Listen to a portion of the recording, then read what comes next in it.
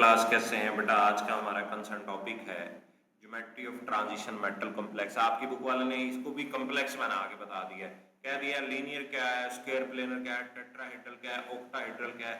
अब बताया नहीं है कि किस हाइब्रिडाइजेशन की बेस पे होती है। आज हम शॉर्ट ट्रिक समझेंगे कि किस तरह से geometry of transition metal complex को हम बेटा एक्सप्लेन करते हैं, फिर आपके बुक वाला हिस्सा भी हम यहाँ पे क्या कर लेंगे, चेक कर लेंगे। अगर आप इस चैनल पे नए हैं, लाइक सब्सक्राइब और शेयर करना मत भूलिएगा। अब शुरू करते हैं हम अपने आर्टिकल को, geometry of transition metal complexes को। अब बेटा ये कहीं नहीं लिखा हुआ आपके बुक वाले ने कि ये किस बेसिस पे होती है। तो geometry of transition metal complex जो होती है वो डिपेंड करती है hybridisation of central metal atom, nature of ligand and coordination number. There are three principal for determine the geometry of complex metal complex. पहली क्या है, hybridisation of central metal atom. दूसरा बेटा हमारे पास नेचर ऑफ लिगेंड, और तीसरा बेटा हमारे पास क्या है, कोऑर्डिनेशन नंबर। यहां हम कह सकते हैं कि चार फैक्टर हैं जो डिसाइड करते हैं उसकी ज्योमेट्री क्या होगी। कोऑर्डिनेशन नंबर डिसाइड करता है, repulsion between the ligand decide करती है, hybridisation of central metal atom, और nature of ligand, strong ligand है या वीक लिगेंड है, उस बेसिस पे हम क्या करते हैं, डिसाइड करते हैं। The central metal atom has a vacant orbital which hybridize and point toward ligand। वो hybridize होगा, उसी बेस पे उसके वो ligand अप्रोच करेंगे। These hybrid orbital arrange themselves in a particular geometry to minimize repulsion and give maximum stability। वो maximum stability provide करते हैं जिस बेसिस पे ट्रांजिशन मेटल की ज्योमेट्री होती है, ट्रांजिशन मेटल कॉम्प्लेक्स की ज्योमेट्री होती है। अब बेटा ये हमारे पास फोर जो ज्योमेट्री की शेप्स हैं जो हम ज्यादातर बेटा डिस्कस करते हैं। पहली है बेटा लीनियर ज्योमेट्री होती है। कब होती है, जब sp हाइब्रिडाइजेशन होगी। कब होगी, जब कोऑर्डिनेशन नंबर 2 होगा। और ये बेटा लिगेंड आर 180 डिग्री ये पार्ट, ये एक दूसरे के बेटा हमारे पास क्या होंगे, 180। ये मेटल एटम है और ये लिगेंड है, तो मैक्सिमम डिस्टेंस पे चले जाएंगे रिपल्शन को कम करने के लिए, तो ये 180 का डिग्री का एंगल बनाते हैं। ये सिल्वर डायमाइन जो है, ये डायमाइन सिल्वर आइन जो है, ये उसकी एग्जांपल है। याद रखिए हाइब्रिडाइजेशन की रोल प्ले करती है टू डिटरमाइन द ज्योमेट्री। अब बेटा टेट्राहेड्रल ज्योमेट्री कब होती है, जब sp3 हाइब्रिडाइजेशन होती है, कोऑर्डिनेशन नंबर 4 होगा, all four ligand are at 109.5 degree from each other. तो ये टेट्राक्लोरोकोबाल्ट 2 आयन ये बेटा हमारे पास कॉम्प्लेक्स है। तो ये बेटा हमारे पास एक इधर हमारे पास लिगेंड आ जाएगा, फोर्थ लिगेंड, और इन सब के दरमियान जो बॉन्ड एंगल है वो बेटा कितना हो जाता है, 109.5 का। अब बेटा इसमें भी टेट्राहेड्रल और स्क्वायर प्लेनर में क्या डिफरेंस है, हाइब्रिडाइजेशन का डिफरेंस है। इसमें भी 4 ऑर्बिटल हाइब्रिडाइज हो रहे हैं, इसमें भी 4, लेकिन इसमें dsp2 यानी एक d ऑर्बिटल इन्वॉल्व हो जाता है। तो ज्योमेट्री क्या हो जाती है बेटा, स्क्वायर प्लेनर एंगल 90 का हो जाता है।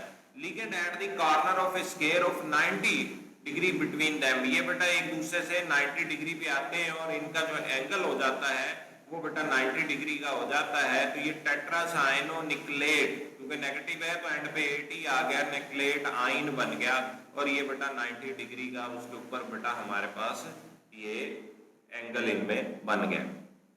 अब बेटा हमारे पास जो है ऑक्टाहेड्रल, ऑक्टाहेड्रल में भी बेटा हमारे पास 90 का एंगल होता है, स्क्वायर में भी 90 का एंगल होता है, अबव द प्लेन और बिलो द प्लेन भी 90 का एंगल होता है।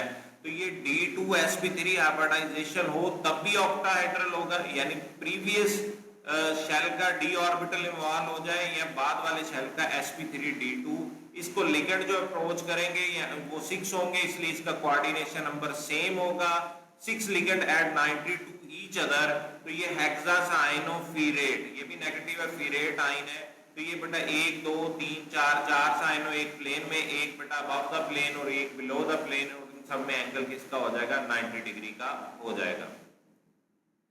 अब बेटा हेक्साफ्लोरो, हेक्साफ्लोरो कोबाल्टेट नेगेटिव है तो तब भी एंड पे 80 ही आएगा, कोबाल्टेट आइन, इसमें भी बेटा 90 डिग्री का एंगल हो जाएगा। तो ये ऑक्टाहेड्रल है, तो इसमें भी बेटा हमारे पास हाइब्रिडाइजेशन क्या होगी, sp3d2 हो जाएगी। अब आपको ये बात समझ में आ गई। इजी ट्रिक याद रखने का तरीका है कि sp3 sp हो तो लीनियर, sp3 हो टेट्राहेड्रल, dsp2 हो स्क्वायर प्लेनर, D2sp3 या sp3D2O तो ऑक्टाहेड्रल बेटा इनकी क्या हो जाती है डिसाइड।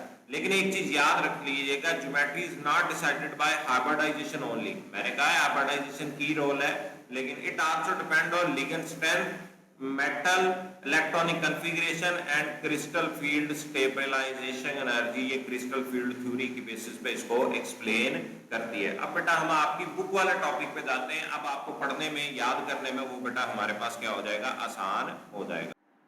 अब बेटा ये ट्रांजिशन एलिमेंट, ये ज्योमेट्री आपकी बुक की वाली है कि ये डिपेंड करती है किसके ऊपर, electronic configuration, coordination number of metal and nature of ligand पे। अब बेटा ये हमारे पास ज्योमेट्री लीनियर किन की होगी, लीनियर ज्योमेट्री का मतलब क्या होता है कि लीनियर ज्योमेट्री का बेटा हमारे पास मतलब ये होता है कि बॉन्ड मेटल एटम सेंटर में हो जाए और लिगेंड सराउंड कर जाए उसको मैक्सिमम डिस्टेंस पे, और बॉन्ड एंगल कितना हो जाए 180 डिग्री का इनमें बॉन्ड एंगल हो जाए।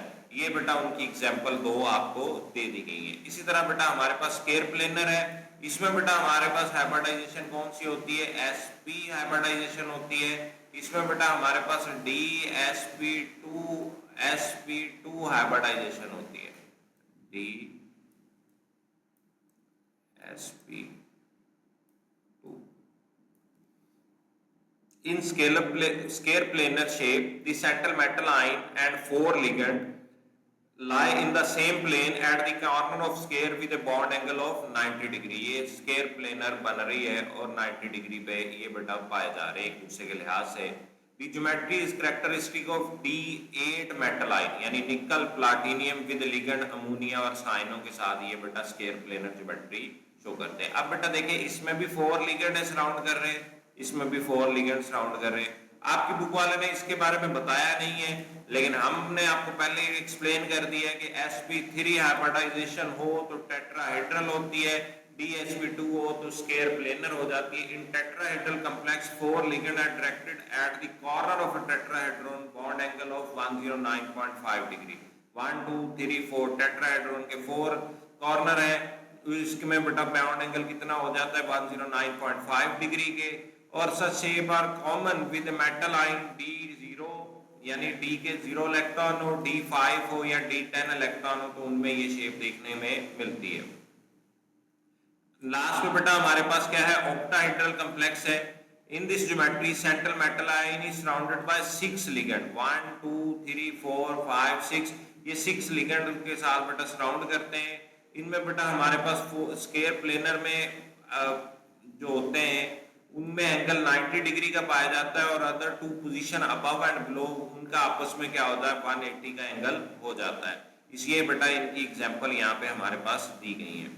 इसमें भी बेटा हमारे पास क्या है, कोऑर्डिनेशन नंबर क्या होता है, number of donor atom directly attached to the central metal atom, high coordination number, different geometry उसकी बेटा हमारे पास क्या हो जाती है। उम्मीद है आपको ये कॉन्सेप्ट समझ में आया होगा।